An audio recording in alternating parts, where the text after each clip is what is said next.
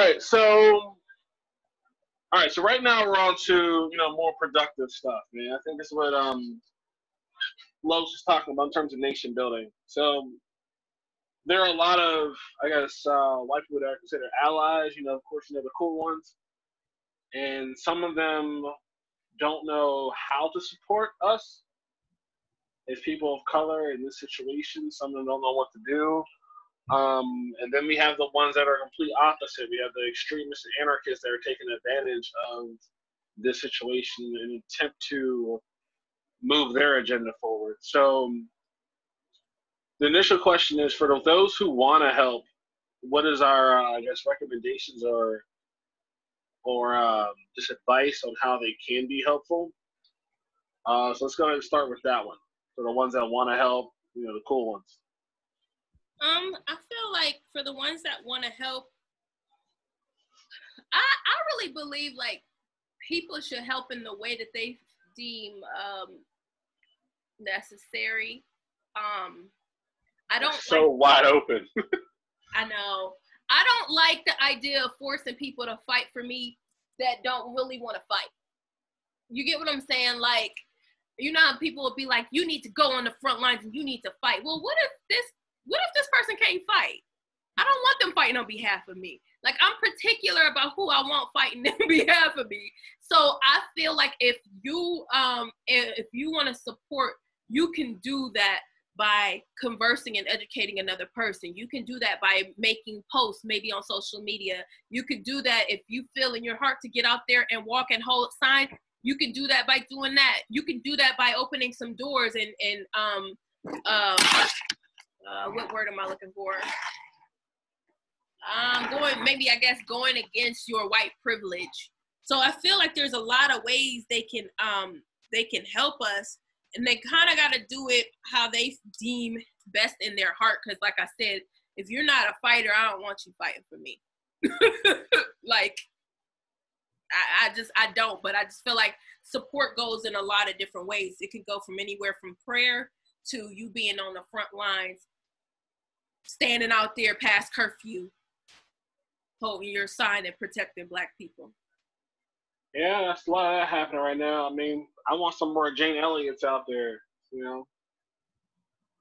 That's my thing. Alicia, what's your thoughts on it?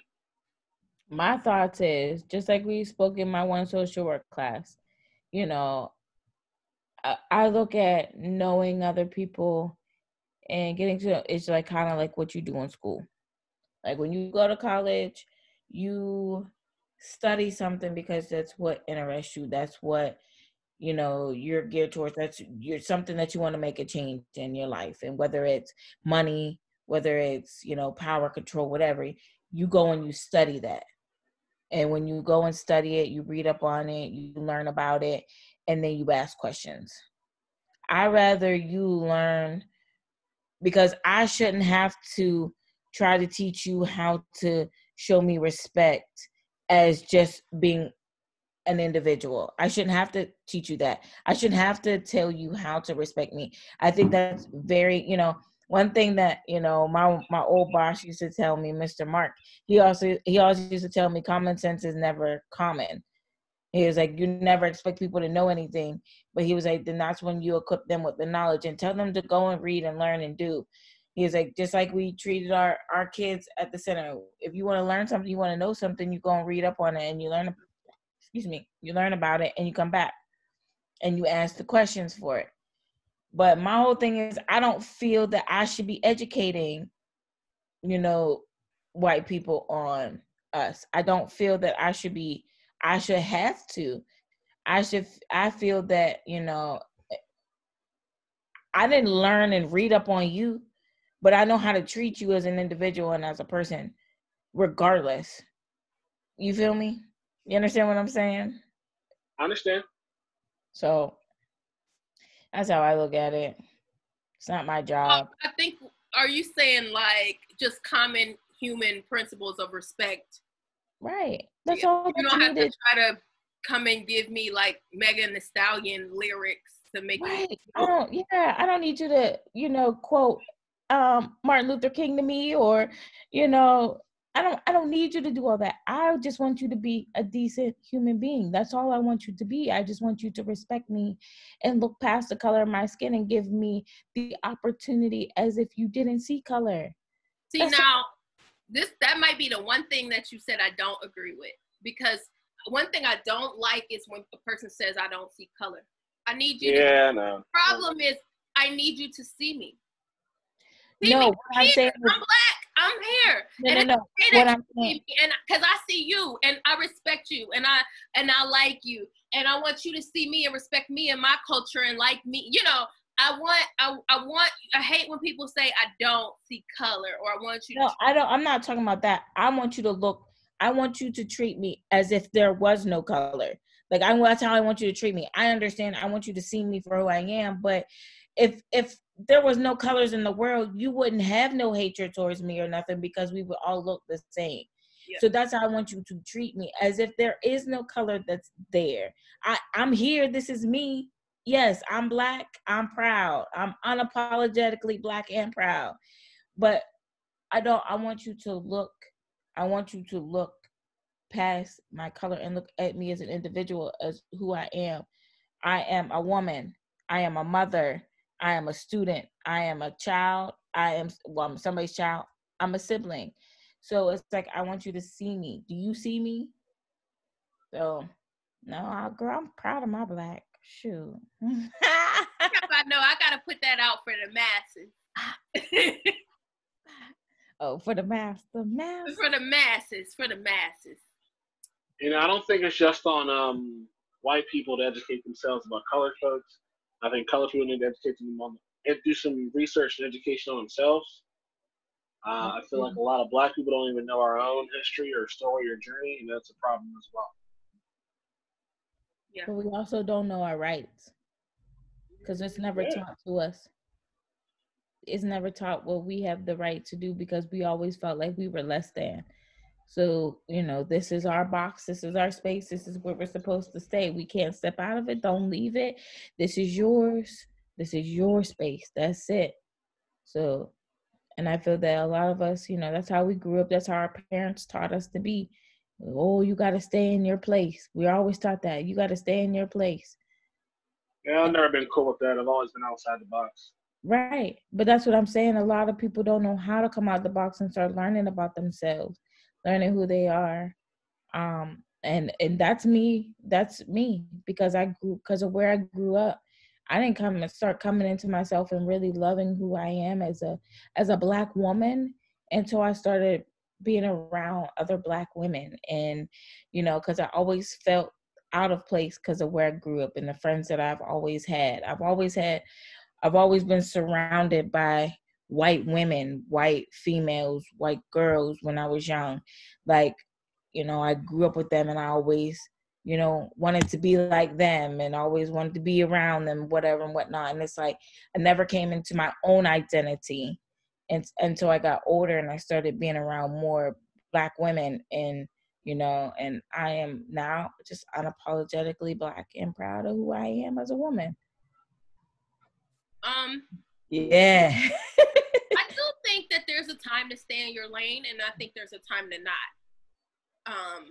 So knowing and figuring out a balance in that. I guess picking your battles and knowing when to fight them. I think there's an importance of that, because a lot of people will talk about like Killmonger versus T'Challa, and how you know how Killmonger made that speech before he jumped in the water, and everybody was just like, "Oh, look what he said! That's dope! I'm with him." And you know what he said was dope. However, because I gotta play devil's advocate, because that's what I do. No, we don't got Brandon this week playing devil's advocate. It's me. Yeah, I'm trying to chill this week, like trying to very chill, because you was going hard. You was hard last episode. Yep. So I guess I'll take the role today. The meekness, or the staying in your laneness, or the playing your positionness, is important as well, because that kept us alive. So yeah, it's all good. Killmonger died for a cause, and those who jumped off the boat died for a cause. However, those who stayed on that boat are the reason why some of us are right here talking today. So those people are just as important because they persevered. They went through. They knew when to pick their battles. They knew when to fight. They knew when it's like, okay, let me shut up so I can live today, but I'm gonna seek change in this way tomorrow. So like, I feel like that humbleness, that meekness, I don't like when people forget the importance of that as well. Just like there's an importance in fighting as well. Mm-hmm. I agree with that. I can agree with that statement. I sure can. Because there's a lot of, battles that we could pick and choose. I've over the last couple of days, I have said within myself that I will choose to my silence as my yelling, as my volume, because I'm tired. I'm tired of fighting. I'm tired of arguing. I'm tired of explaining. I'm tired of the ignorant comments. And, I'm just like, it brings tears to my eyes because it's just like, I'm tired of having to explain who I am and who my people are, and that we're here and we're here to stay and we're not going nowhere. Talking about go back to Africa, like we You didn't brought us here. We weren't trying to come here.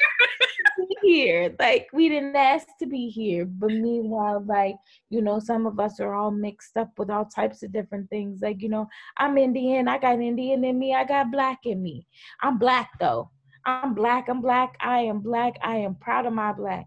But like, you know what I mean, you came over and you stormed through the Indians, here, and you took their land, and now it's like you feel like you got all this power and control, and now you want to tell who you brought over here to go home. Like, how you going to invite me to the party and then tell me I'm not invited?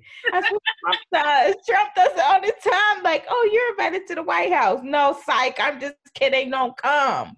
Like, who does that? Like, yeah. Plus, we're all immigrants, anyways. So. Exactly. This ain't our land. This ain't my land. So, I just feel that like a lot of like I'm just tired of the conversations anymore. Like, and it's just like y'all refuse to see it from, and because I'm a person who will take my opinion out of the equation when you're talking to me, and I will hear where you're coming from. I will seriously try to hear where you're coming from, but it's almost like they refuse to hear where we're coming from. They don't care. They're using their privilege and what they've been taught and grew up about us as individuals and running with it. Brandon forgot to mention, and I kind of think it's important to mention this before. What is that? That's the Manhattan Bridge in New York, man. Oh, shoot. Yeah, they going strong. They going real strong right now, man. Everywhere is going strong. It's going well. It's a beautiful thing. Right. It's going. It's Tuesday. It looks like a Christmas tree. That's how beautiful it is. Like when it's going well. Yep. Did y'all see the interview with George's baby's mom? No, I didn't. Oh man, I just cried and cried and cried.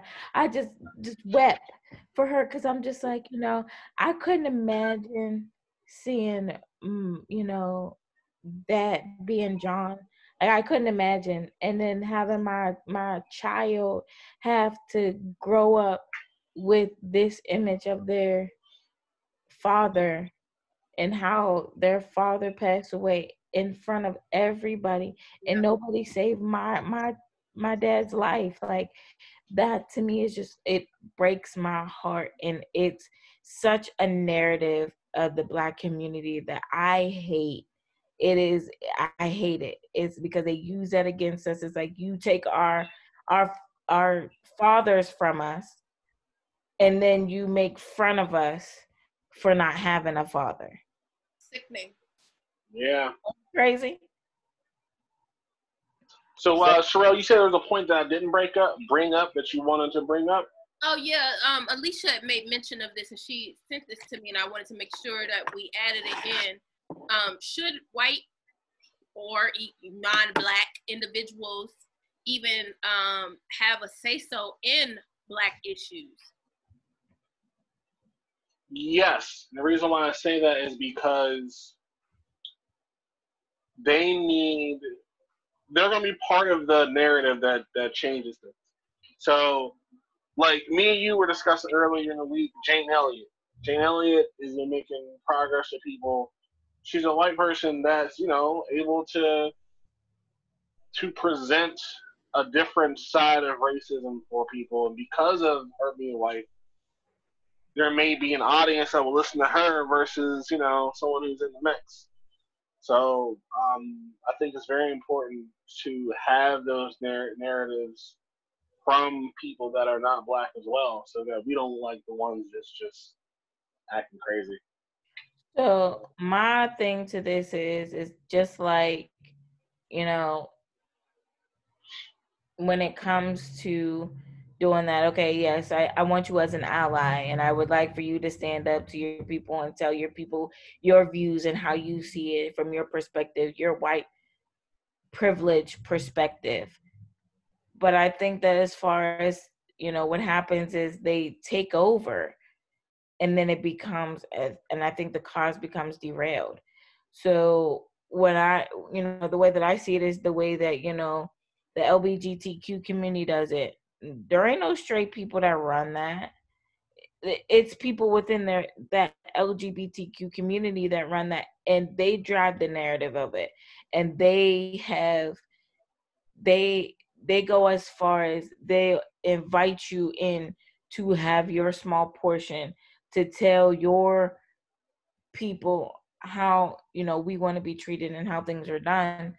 And I feel that it should be the same narrative in this movement. I feel that the Black people should be, that Black leader that we don't have yet, but we're looking for, should be driving the narrative.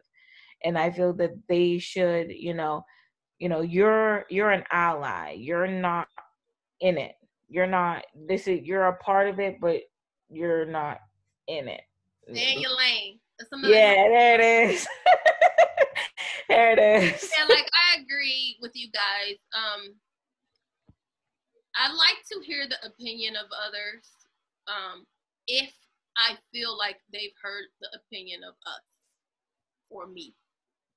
If I have a hard time, and this is just personal, of listening to others who don't hear me. And that doesn't mean that they have to agree with what I'm saying. So please don't get that, because that's not what I'm saying. But, right. I hear what you're saying. Like, for instance, I watch a lot of Vlad TV, and he's talking about reparations and his opinion on reparations. And he gave his opinion, but he's like, okay, and he's asking his Black guests, which majority of his guests are Black. He's like, well, I think reparations should be like this, and he's telling what he thinks it should be, and then he says it, but to hear what that person's opinion is. He wants to know what you think. What do you think about these thoughts? Because I kind of think that they should be like this. So I'm fine with that kind of interaction. Like, well, I feel like it should be like this. What do you think? And like you said, the Black person would be the person navigating what really goes on. Right. Because I've just like as you see what happened with the rioting, that wasn't started by the protesters. That was started off by, whoever they are and whoever they claim to be. But that brings us to the next point, though, about the extremists and the anarchists and the white supremacists that are using this backdrop to cause chaos, us to look crazy and all that stuff, because it's been happening. Right. They've been the ones setting fires to the police cars And while they're doing this, passing out their propaganda to to advance their agenda on the backs of this situation. Right. But That's where how the rioting and the looting kind of goes left in my mind, because then it leaves that extra room. Not that it just peaceful protests don't leave no room for nothing, but it leaves that extra room for somebody else to come in and corrupt what's going on. It gives more wiggle room for them to come in and do that. And like that's always a possibility. That's exactly what I said. It's always still a possibility. Don't get me wrong. And it overshadows what we're really there to do. And that's where the organization comes in. Organization and guidance. And we don't have that right now as much as we should. Yeah. Right. Right. I agree. I really do. Because I feel that, like, even, like, I just feel so bad because it's just like, we can never be out there fully 100% without anything. Everybody always looks at us crazy no matter which way we do it. And whether it's peaceful, whether it's rioting, whether it's, using your platform, whatever it is, somebody always has a problem with something. And I don't know. It's sad. It's a sad, sad world we live in right now. It is. It is. No. So I mean, back to the point where I was talking about, like, the point we were talking about what white people can do. My whole thing is you need to teach your children not to hate. I think it's gone for us. I honestly believe, that once you're like 25 and up, I feel like you are hard programmed into who you are. This is who you are, period. And I think that, I look at this generation coming up and they're more accepting than, what our generations were coming up. Yeah. Well, we still have, our generation still has parents that grew up with, Jim Crow laws and segregation. So there is some of those things still taught. So you're right. The next generation coming up, they are more accepting. I agree with that. Part of why they're more accepting, though, is they grew up seeing a black president, and we grew up with the. That's very true. A lot of them, Trump's their first white president. Right. Mm-hmm. So we grew up with the idea that this is never ever going to happen. Right. Oh, don't you think about it? Yo, when he ran for president, I'm like, yo, man. I was like, yeah, all right. Yeah, all right. Right. Not only did he run, he had a name like Barack Obama. We're like, that's never going to fly. Right. So, Barack Hussein Obama? Nope, that's not. So much more to say about this topic, but I'm not going to get into that because it's going to shift what our focus is. But yeah, they grew up with seeing a black president. So if you see this, now this goal is tangible for you, you're going to think that maybe there isn't racism, or maybe racism isn't on the level that these other people are saying that it is, or I could definitely achieve these certain goals. There's nothing in place to stop me. Look at Obama, Yeah, I agree, but I also look at it as, these kids, when I say more something, meaning like, they're starting to, like, when we were growing up, gay was not accepted. Not at all. This is recent. Yeah. This is recent where everybody is okay with the gay. And not even just okay with the gay. Like, they will shut you down if you even think about having another opinion. Right. So, just with that, shift in things, because, watching, the movie that I watched in my social work class, and seeing how back in, the 60s and 70s and how gay people were treated versus how they are now, it's like, they've come a long way. They have come a long way. And I feel that that's where this whole Black Lives movement needs to go. I feel that that's in that direction. We need to say within the next 10 to 12 years, like, man, we have come a long way. I want to get to the point where people start talking that racist stuff and people shut them down immediately. No, we ain't having that here. No, you'll lose your job. No, we don't do that over here. It's so crazy when you start like leaving the country. Like when I tell you that changed my mind, like to be in a place where it's just not all about race. Not to say that race just doesn't, racism and racial issues just don't exist. I'm not saying that, but everything is race based here. So when I left, I was like, where'd you go? Well, I had moved away for a little bit, very little bit, to Germany. And then, I traveled to Jamaica too, not far, but to do some concerts and performances there as well. So I was out just traveling different places like that, to performing and stuff. But they just operate, there's a different operation, and you don't even notice it. And you don't notice how corrupt it is till you leave out of it. It's like, oh, this is bad. Yeah. It's so ingrained in our everyday life. It's crazy. It's crazy. Right. Everyday life of what we deal with here. We got two more things to hit. The only thing I got left is final thoughts. You got something else over there? No. I mean, we kind of touched on Jane Elliott. I mean, there's Tim Wise, Phil DeFranco. Like, we kind of touched on that, the people that are allies already. Okay, yeah, you're right. So, final thoughts, Alicia? Final thought question is, what will it take to combat systematic racism? Ooh. Great question. Ooh. That's loaded. That's like cheese fries with bacon and chili and everything on top. Man, it's gonna take us coming together. It's gonna take. I feel that it's gonna take leadership. It's gonna take getting these folks that aren't for us out of office. I feel like it's gonna take white people getting sick and tired of their counterparts and kind of doing it together.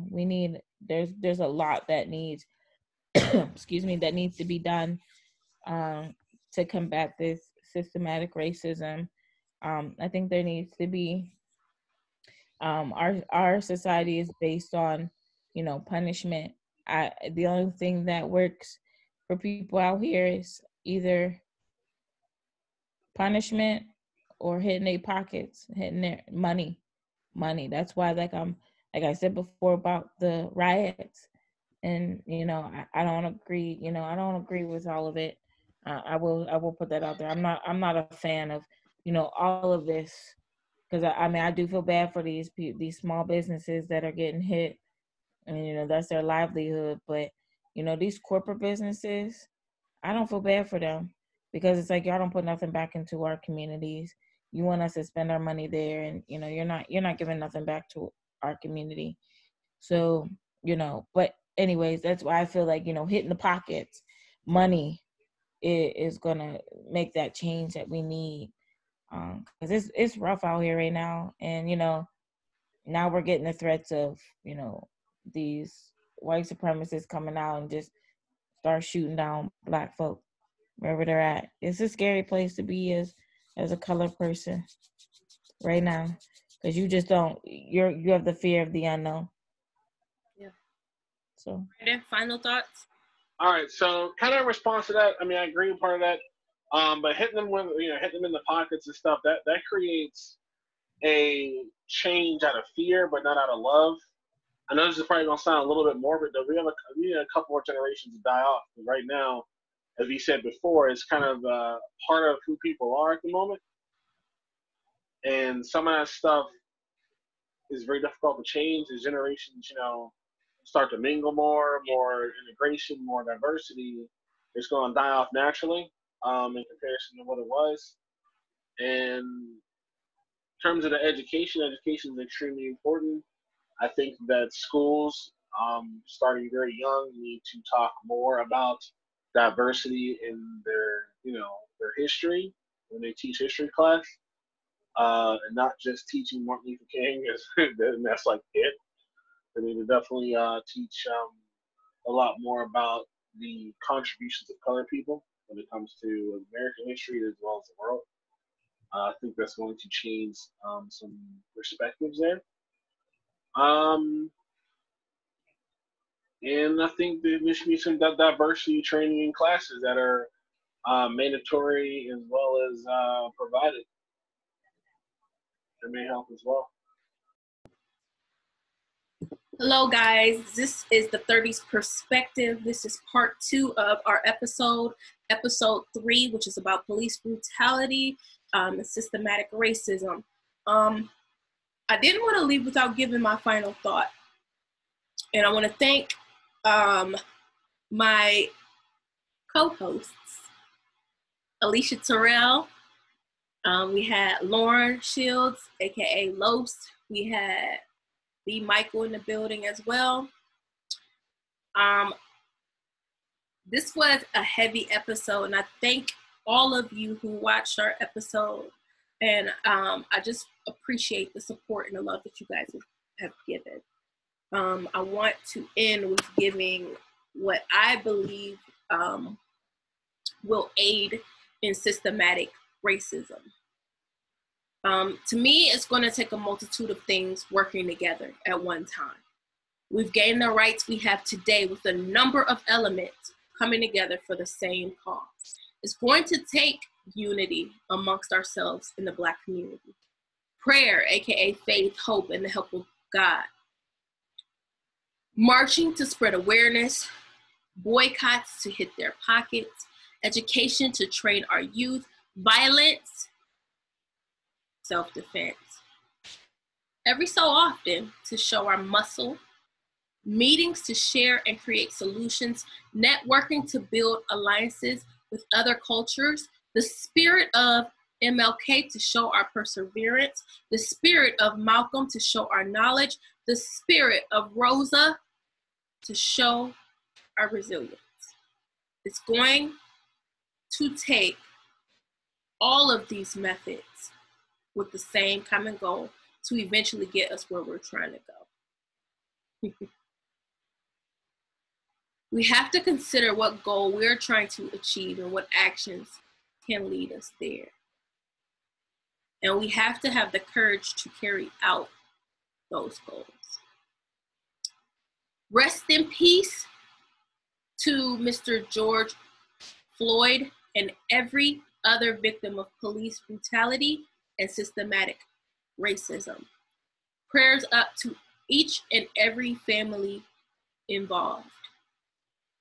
This is the 30s Perspective. Thank you again for watching us. My name is Sherelle Unique, and we will see you in the next episode.